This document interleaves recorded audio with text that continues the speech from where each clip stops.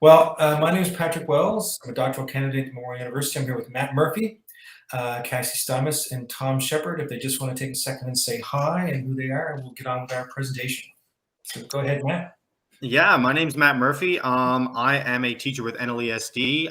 Last year, which was 2022, I worked with Fogo Island Central Academy and the students there to launch a boat through educational passages with a sensor pack on it, and we were going to get some data out in the Atlantic. So I became involved with all these guys, and we had a great time with it. So super excited to tell you guys about it. Cassie? I'm Cassie Stymiest. I'm the Executive Director of Educational Passages, which is a not-for-profit organization based out of the United States, but has a global reach, and I'll tell you more about it in just a few minutes. And finally, Tom. Hi, I'm Tom Sheppard. I am a teacher with the Newfoundland Labrador English School District, and I was the lead teacher along with Shauna Walsh on the Frank Roberts mini boat Ravencaster back in 2018. Okay, thanks very much. So we'll start with Cassie and Educational Passages mini boat program. Thanks, Pat.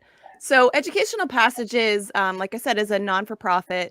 We started back in 2008.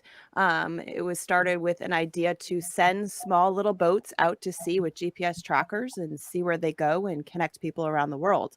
So the program works where we send prefabricated 6-foot-long kits to schools where they assemble the boats in teams. And you can see on the top right corner is the set of teams that come with workbooks in the kit to assemble and prepare their vessel for launch.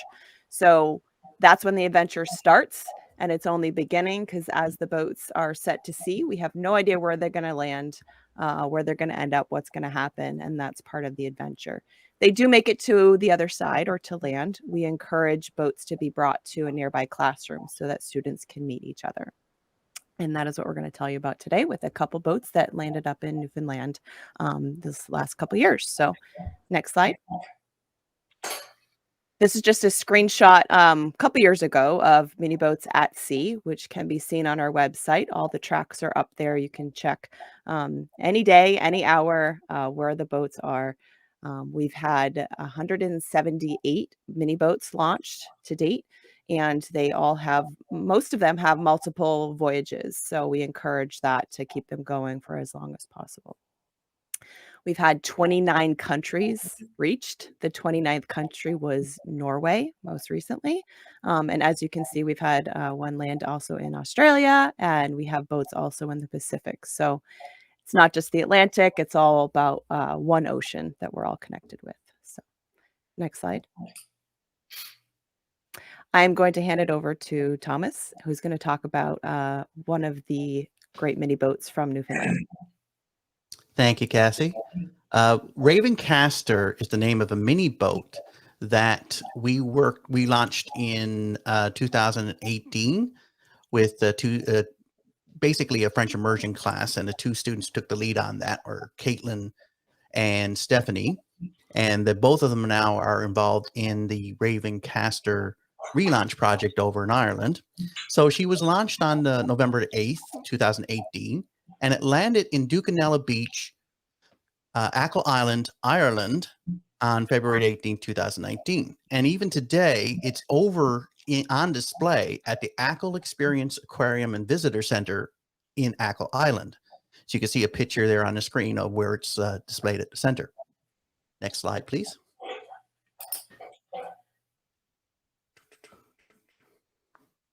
All right, so the video is loading in there now. This is the track of the Ravencaster as it went across. It was launched off the Grand Banks by the Maersk Shipping Supply Company.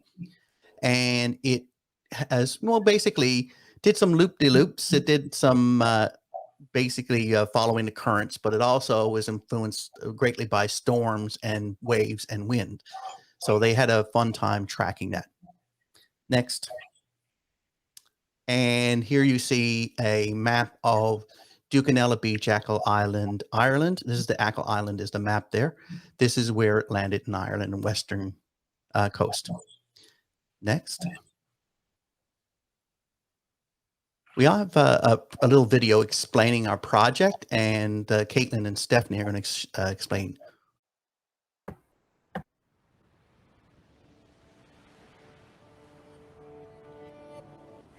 Welcome to Conception Bay South, Newfoundland and Labrador, Canada. The home of the Ravencaster mini boat project. Conception Bay South is a town located on the Avalon Peninsula of Newfoundland and Labrador. Our town is located on Conception Bay, which is part of the Atlantic Ocean.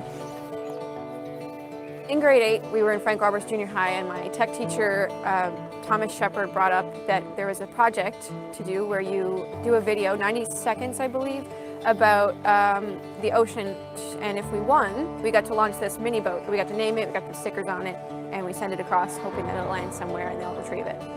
The mini boat project was part of an outreach program from the School of Ocean Technology in St. John's, the Marine Institute. Our boat, the Ravencaster, was launched from the Grand Banks in November of 2018 and landed in Ducanella Beach, Ackle Island, Ireland in February of 2019. We named the boat the Ravencaster. Raven was the school mascot, and the caster was the first 2 letters of each of the members who worked on the video. The goal of this project is to learn more about how climate affects the ocean and more about ocean sciences as a whole. By doing these projects, we hope to enhance the science curriculum by giving students a hands-on opportunity and hopefully engage them in a more effective way.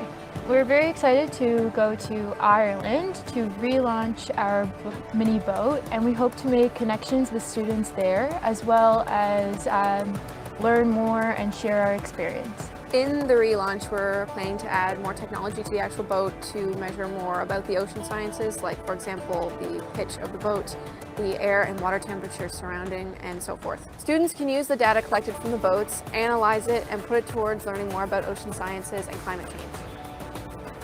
When I started this project, it was just like a little day trip to Marine and a little 90-second video I had to do, and all of a sudden it blew up. Like I now have like more opportunities in the science realm, especially ocean sciences.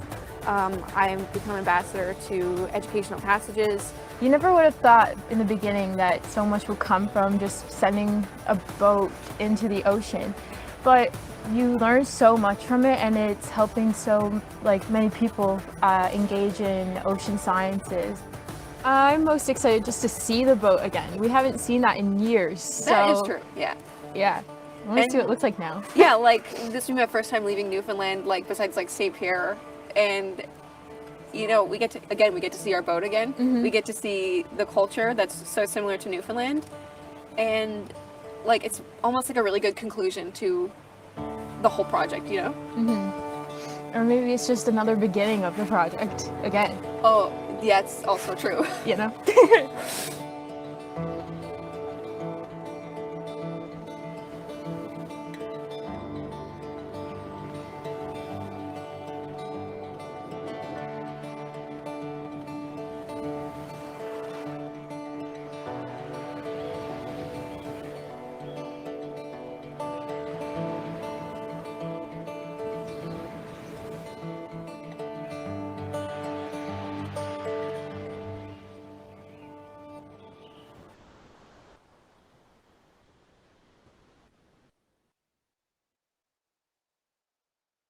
So that's where basically we got together and did a little video. It was really cold that day. I don't know if you noticed, the kids were freezing,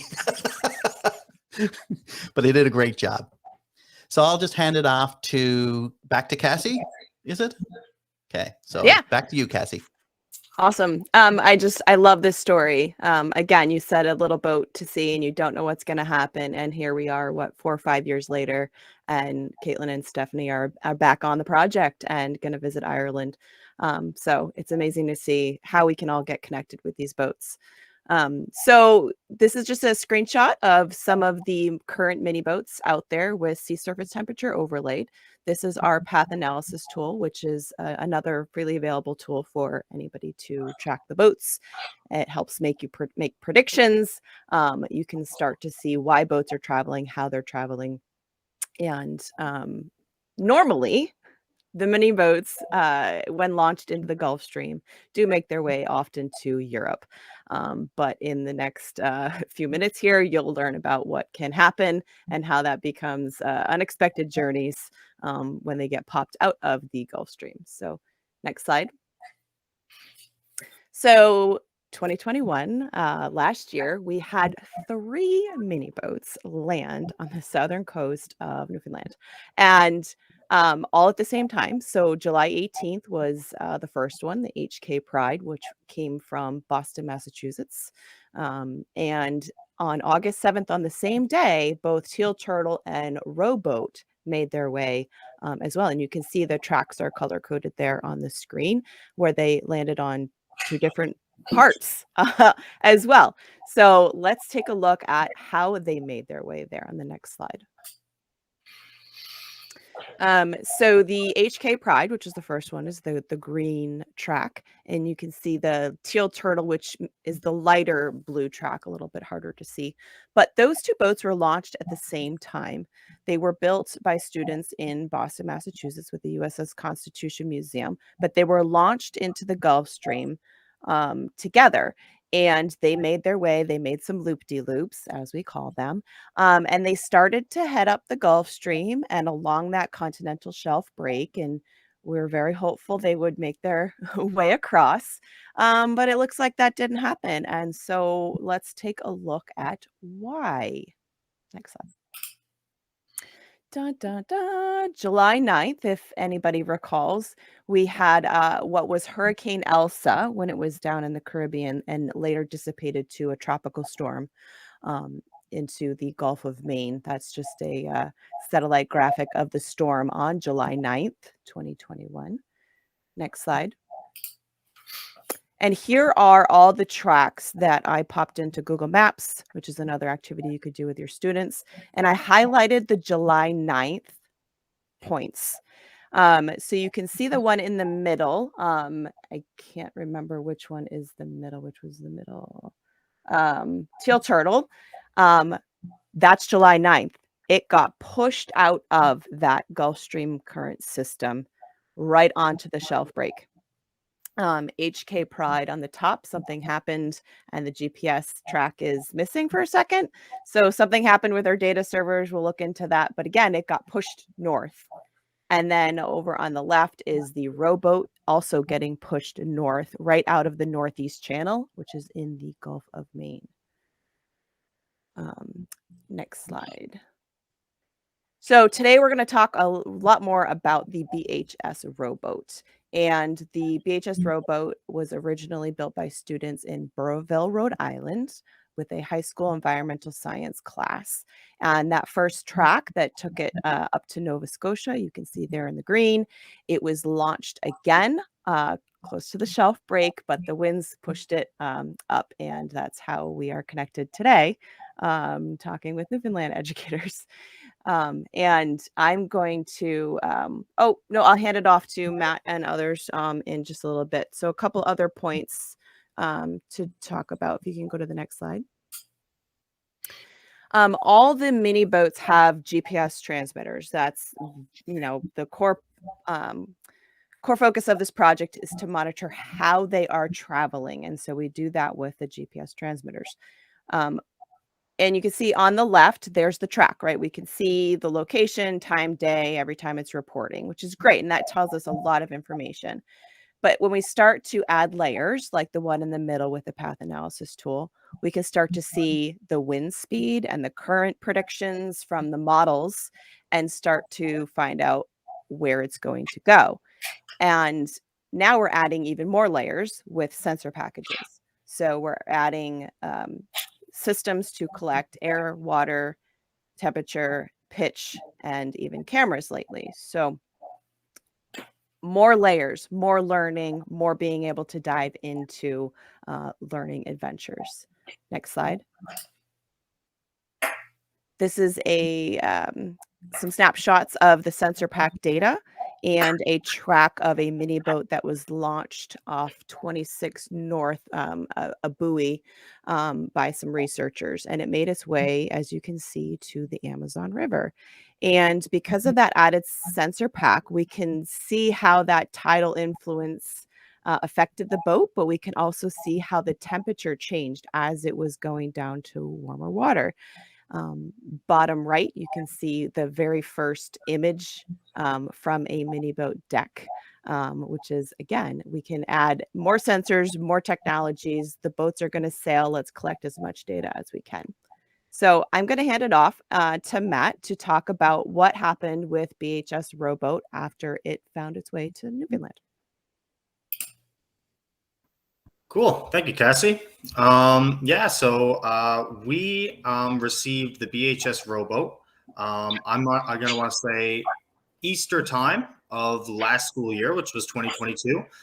Prior to that, I had no real involvement or no knowledge or anything like that of the program or anything of the sort. It was actually Thomas who came to me and spoke to me about the project and thought that our school and our location and our program would be a great fit. So we took it on, and I'm very glad that we did it, as well as my students. So I'm excited to show you a little bit about what we did. Next slide, Pat. So yeah, just to show some of the people who were involved in our specific leg of the journey. So we've got obviously Burville High School, where the boat originated, and we did connect with them throughout to keep them in the loop, as well as to make that connection there. FICA Hawks, that was our school, so we were Fogo Island Central Academy. Educational Passages obviously is the overseer and the whole background of the whole project. And we also did get funding and involvement from the Math and Science Special Interest Council as a group of the NLTA. So we were very, very thankful for that. Yep, next, Pat. So our leg of the journey involves sensor installation and launch preparation of the boat. So we received the boat, and it did need some things done to it before it was ready for launch.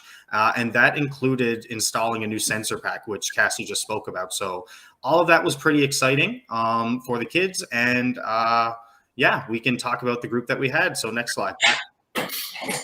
So here was our group, minus one member who wasn't pictured in this image. We consisted of 6 grade 10 students from our program. And here they are pictured with the boat. So I essentially asked my class, who I was teaching science to at the time, who would like to be involved with a project, and I kind of disclosed to them what they'd be doing.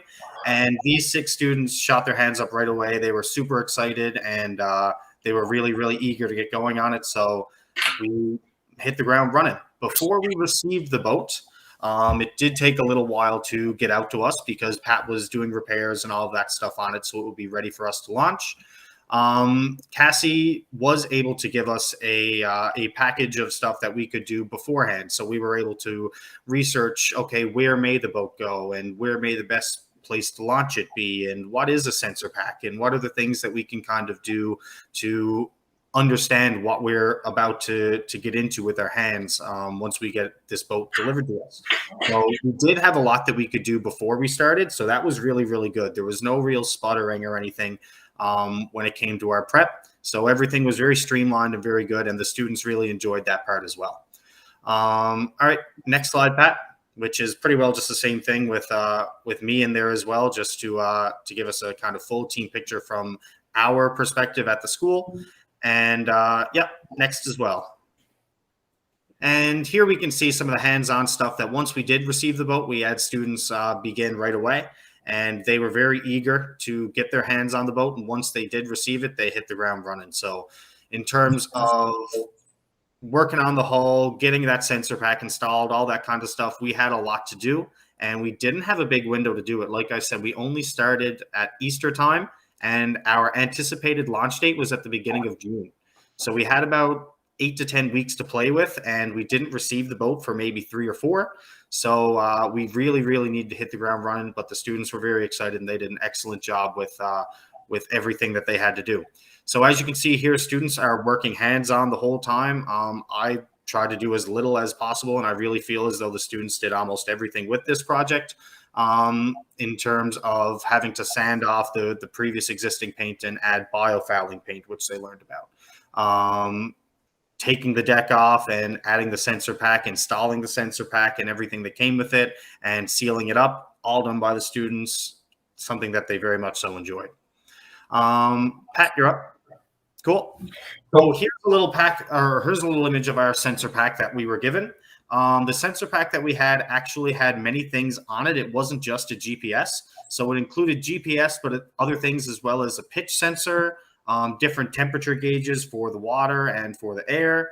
It had a camera installed. We had a whole bunch of little gadgets that could go on this thing, and each thing had to be installed and plugged in and all that kind of stuff by the students. So we learned about it beforehand so that when we received the sensor pack, they knew exactly what they were doing and exactly how everything should work. So the timing worked very well for that, and they were very interested to see this because in the courses that these specific students were taking at the time, they weren't exposed to any technologies or anything like that to this extent. So it was very, very cool to see them and how interested they were and how everything worked. So here was the sensor pack you can see on the left, and on the right you can see them playing around with it in terms of testing and seeing to make sure everything's installed properly and all that. So they were very, very good with that. All right, so then we will move on to our launch day. So once we had everything prepped, the sensor pack was installed, the boat was sealed, it was painted with biofouling paint, and everything was ready to go. We had our launch day, which in my opinion stands out in my mind as one of the best days I had while I was on Fogo Island teaching. It was truly amazing to be out there with the kids and their families and to see all of the work that they'd done kind of culminate into this one final day. So it was very, very cool. So on this day, we did take out 2 students. The offer was out to all, but unfortunately we did have a little wave of the flu come through at that time. So we had 2 students available who came out, and their families actually came out with us as well. A family boat was the one that took us out, a little tour boat. And we launched this off of Little Fogo Islands, which is just off of the coast. It's a popular cabin spot out near the region. So as we got out there, we did launch the boat. And as you can see there on the picture on the right, that is an image of the general region where we launched it. And we had anticipated, we were gung-ho that this thing was going to make it to Europe. We were like, yeah, let's do it. It's going to be wicked. We're going to get there. We built it properly. It's going to be awesome. We got pictures taken up from the camera on the boat. We were like, ooh, it's sailing. It's going so well. And then, yeah, so we began tracking it. And as we tracked it, we said, oh, look, it's a bit windy out there. It's getting blown around. Pretty cool, pretty interesting to see. The local wind patterns out here are, as all Fogo Islanders know, pretty wild. So we saw it get turned around and we said, oh, it's coming back towards land. And then it got blown out a little ways again. It was great, and eventually made its way to landfall back on Fogo Island. So it didn't even get off the island. It didn't make it anywhere of relevance really to the students, but through having conversations, it's still very interesting to talk to them about why did it happen and the local patterns that we have on Fogo Island, because as soon as you step on the island, there's a 90% chance that it's windy in one direction or another. So it's very interesting for me and through chatting with the students, then for them to see why this happened. So in these, back one for a sec, Pat, sorry. Ooh. Cool.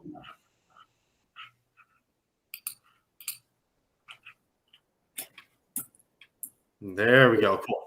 So yeah, when it did bring landfall in, it was actually in a very rocky area, and it wasn't in a harbor or anything. It was just along the coastline. So we did have to call in some reinforcements to grab it for us. So pictured right is Glenn. He's a fisherman from Fogo Island, and you'll be seeing him a little bit coming up because he became a very, very big part of our project as well. He helped us a lot, and he was kind enough to go out and pick up the rowboat after it came ashore and bring it back into us. So yeah, now we're good to go, Pat.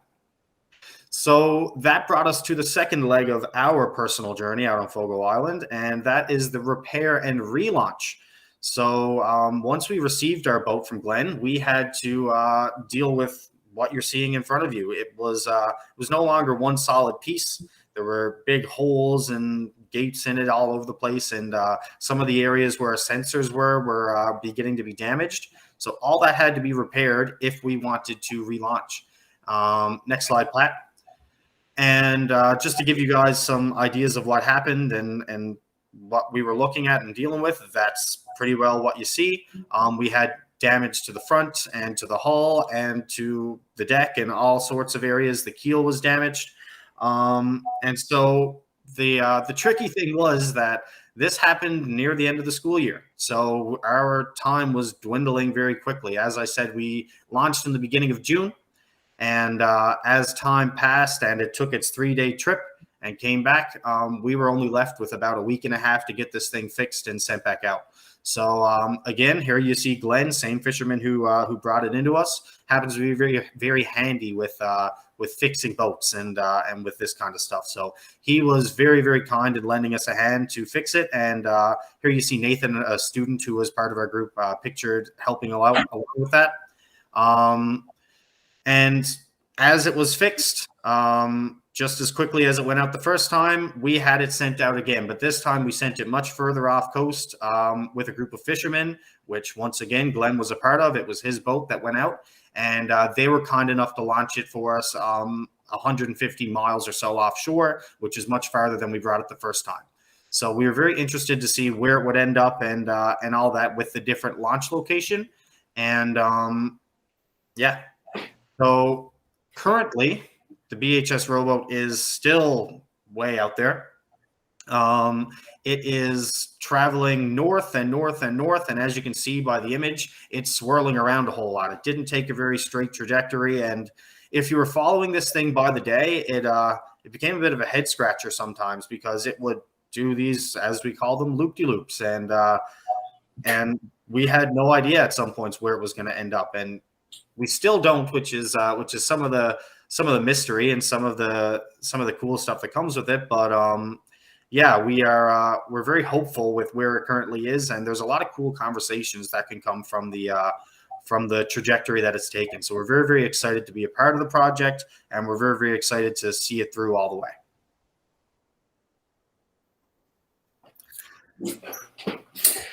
Okay, so this is where I sort of just pop in for a moment and talk to you about teaching science with the ocean and mini boats. One of the things that mini boats do is take your classroom beyond the horizon. The ocean is massive, and a lot of students don't really get that. From projects I've done in the past where I've sent students on cruises and things like that, when they get away from land for the first time in their lives, they realize that the ocean is massive. This is a way to take students and engage them with something that's really small mini boat, but it then becomes what we call a wayward craft and gets in this massive context, which is what the rowboat is in right now, and the circulating current called the Gulf Stream, or AMOC, it travels well beyond the horizon. We're finding that wind is making a big impact with what happens with mini boats, but also storms and things like that, as you heard from the past. It makes a great connection to ocean literacy, which is really important for students, but also fits well with the UN Ocean Literacy Framework and the Ocean Decade that we're currently in now with the United Nations. So, it helps students understand the influence of ocean on us, but also our influence on the ocean. And again, so many people are unaware of what's going on beyond the horizon.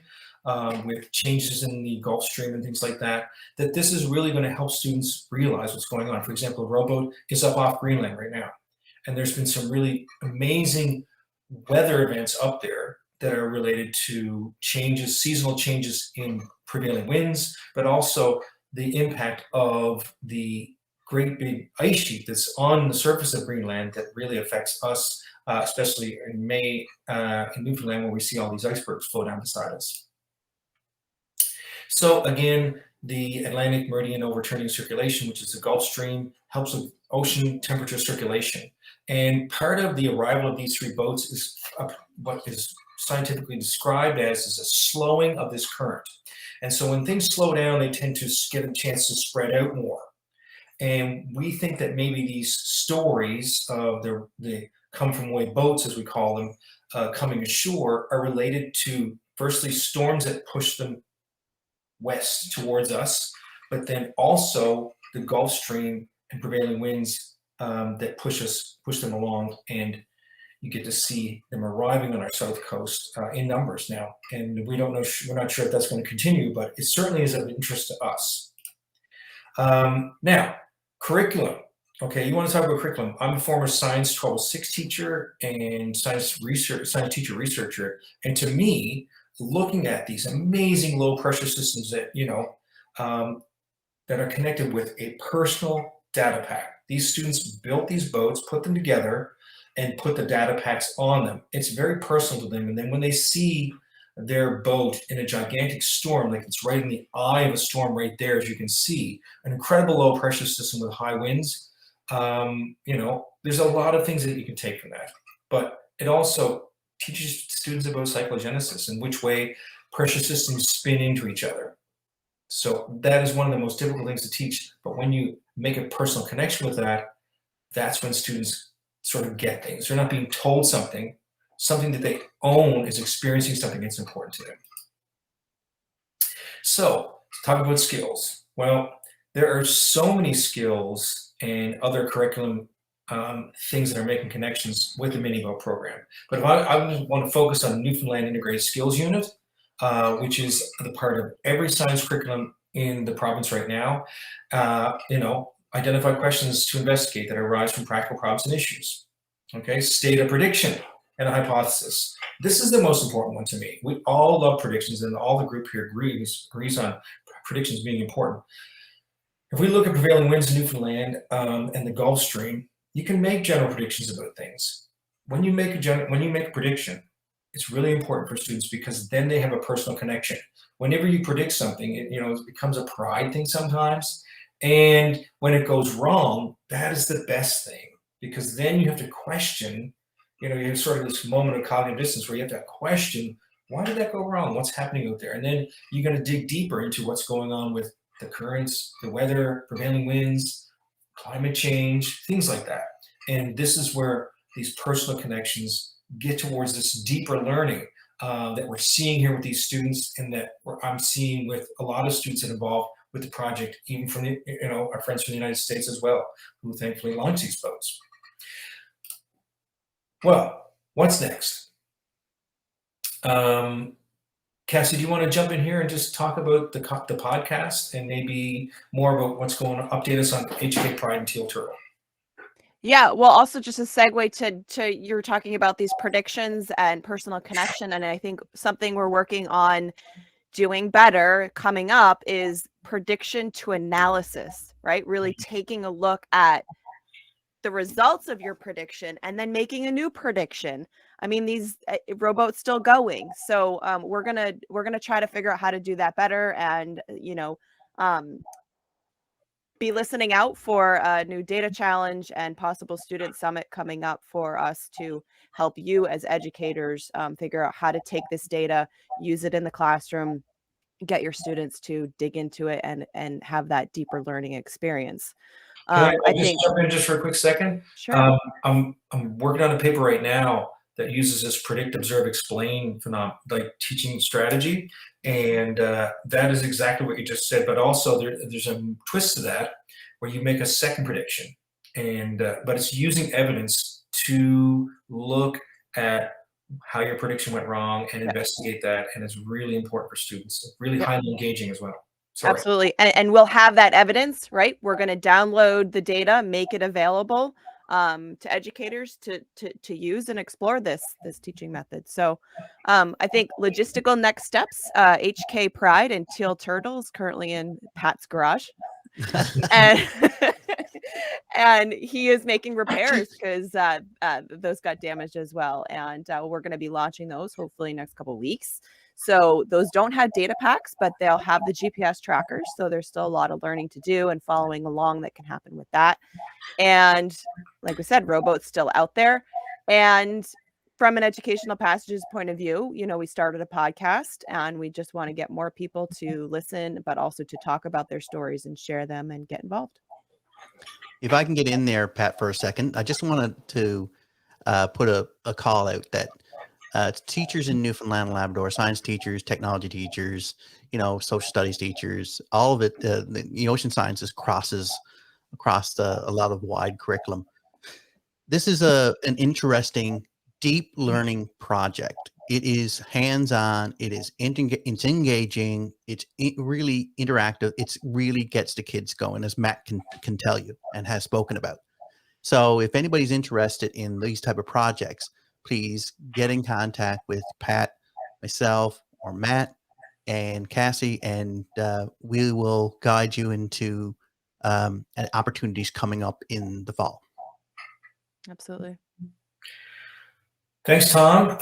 Now, so just to remind everybody, we've got links here for this presentation, and that's going to be a link there that you can click. We're also going to send this around. We'll share this around. Matt is going to take control of this and put it in his Google folder. And thanks to Matt and his students who updated the tech and launched this robot into the Labrador Current. It's phenomenal. Cassie, I'm not sure. I don't think any boat has been launched into the Labrador Current. Actually, yeah, that might be a new first. I'll have to put that into my podcast. Yeah, it's really interesting. Tom and I have been involved with partners and so happy to be involved with this.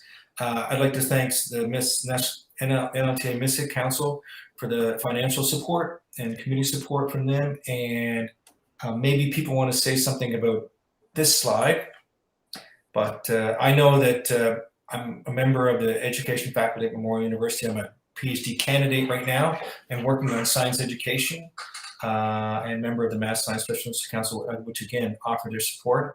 Anybody want to chime in with our thank yous here to logos on this particular page? I just have to call out Greg Rowe of Rowboat Namesake and all the students at Burrville High School. They actually launched a second boat called the Row Rida that landed up in Nova Scotia. So we might have another boat heading your way. We'll find out. Very interesting. I just wanted to speak to a few of the little thank yous to some of the sponsors and the helpers that made this possible. First of all, Newfoundland and Labrador English School District, the Marine Institute and Memorial University have been a huge supporter. Marine Institute in particular that's how the Ravencaster got started in an outreach program from the Marine Institute and Joe Singleton and the School of Ocean Technology. Of course, we already mentioned the Math Science Special Interest Council has been really supportive. This project, particularly for BHS Rowboat, could not have happened without their support. Yeah, they funded the sensor pack, which is going to allow us to download that data and send it out to everybody to use it. So it was amazing for people to step up, and you find when you get these interesting projects that people want to get involved because they see the value of it. OceanX and Armor Transport and A&R Trucking are really interesting stories because we had to get the mini boats from Harbor Breton and Burgeo, and we would not have been able to do it without their support. They really stepped up and helped us out a lot. Maersk Supply Services has launched. They launched originally the Ravencaster back in 2018, and they will be involved. They've offered to be involved in the relaunching of HK Pride and Teal Turtle, a phenomenal company that has always been supportive of projects here with Marine Institute and our own mini boat project.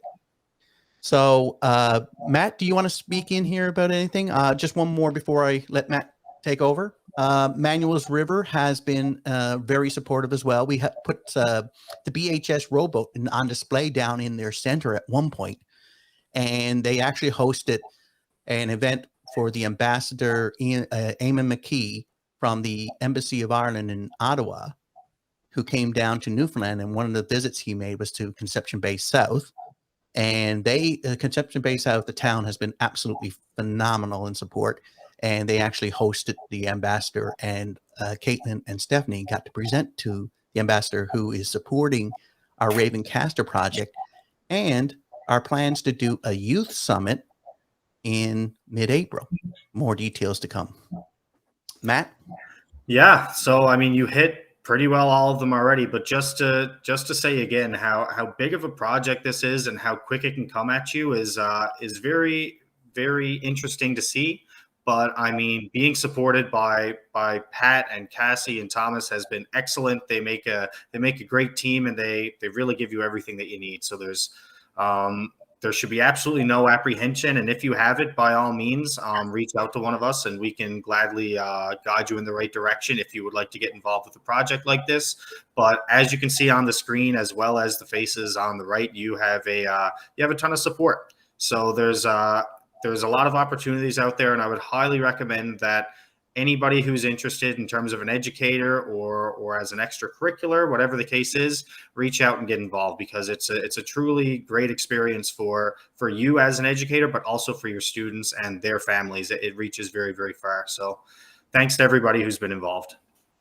It should be just mentioned here, we should mention the schools in Newfoundland that have been involved.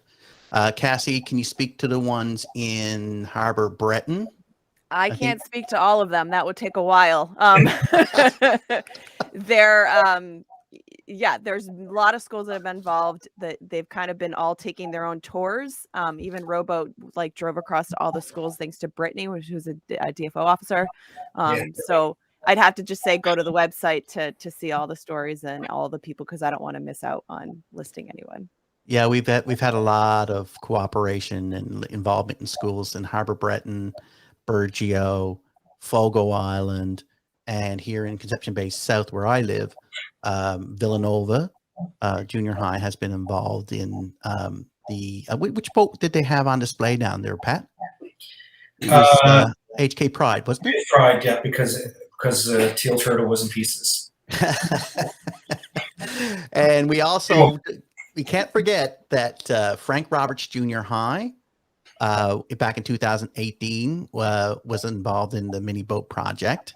And even before that, Mobile High School was involved with the boat that they launched, called I believe it's called the Mobile Goat, right? Mm-hmm. So, there is a long history of involvement in the mini boat program here in Newfoundland. And we're looking to get other people involved, even to follow some of the boats that have actually originated from here or have been relaunched from here. Thanks, Tom. I guess that's it. We're going to stop the presentation and turn it over to Matt to end the recording, and hopefully be in touch with anybody that's interested. And we'll be sending this out over the airways. So yeah, please come on board. Oh, nice one. All right. So Matt, do you want to stop the recording now? And thanks very much for that.